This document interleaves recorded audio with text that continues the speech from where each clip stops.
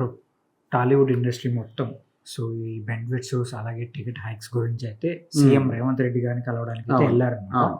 So అక్కడికి వెళ్ళిన తర్వాత ఆయన వీళ్ళకి కొన్ని సూచనలు ఇచ్చారు, అలాగే కొన్ని ఇన్స్ట్రక్షన్స్ ఇచ్చారని తెలుస్తుంది.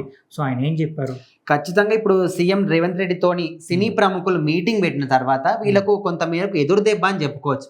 ఎందుకంటే ఇక్కడ ఎన్ని కండిషన్స్ పెట్టినా మనం మాట్లాడుకోవాల్సింది 2 పాయింట్ల గురించి. అసలు మెయిన్ గా వాళ్ళు దేని గురించి వెళ్ళారు? బెనిఫిట్ షోల విషయంలో, అదే విధంగా టికెట్ల హైక్ విషయంలో. అయితే రీసెంట్ గా అల్లు అర్జున్ విషయం జరిగినప్పుడు అక్కడ అసెంబ్లీలో మాట్లాడినప్పుడు ఆయన మాత్రం ఒక సీరియస్ డెసిషన్ తీసుకున్నారు, కఠినమైన చర్య అనుకోవచ్చు.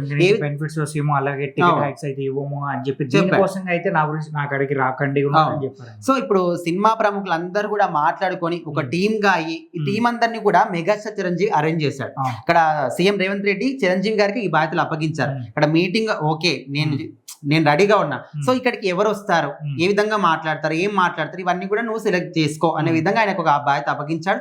ఆయన కూడా అందరితో మాట్లాడి ఎవరు వెళ్ళాలి మీటింగ్ కి అనే విధంగా సెలెక్ట్ చేసుకొని పంపించడం జరిగింది. సో అక్కడ ముఖ్యంగా ఈ 2 పాయింట్ల విషయంలో, బెనిఫిట్ షోల విషయంలో మాత్రం మీరు ఎవరు అడిగినా అసలు రాజీ పడేది లేదు, తగ్గేది లేదు అనే విధంగా ఆయన స్టైల్లో ఆయన చెప్పేశాడు.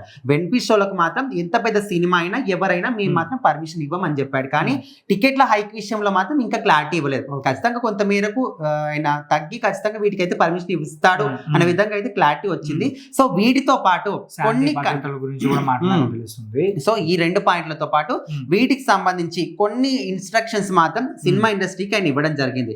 సో ఎట్టి పరిస్థితుల్లో కూడా శాంతి భద్రతల విషయంలో మాత్రం రాజీ పడేది లేదు అనే విధంగా చెప్పాడు.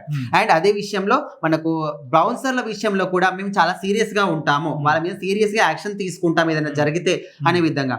అండ్ ఇంకొక విషయం ఏంటంటే తెలంగాణ రైజింగ్ విషయంలో మీ ఇండస్ట్రీ కూడా సహకరించాలి, తోడ్పాటు అందించాలి, అదే విధంగా సోషల్ రెస్పాన్సిబిలిటీగా కూడా మీరు ఉండాలి. అండ్ సో ఇవన్నీ కూడా చూసుకుంటే ఇంకో విషయం ఏంటంటే మన తెలంగాణ సాంప్రదాయాలు పాటించి తెలంగాణ లొకేషన్స్ లో సినిమా షూటింగ్ చేస్తే రాయితీ ఇస్తాం మీకు అనే విధంగా చెప్పారు.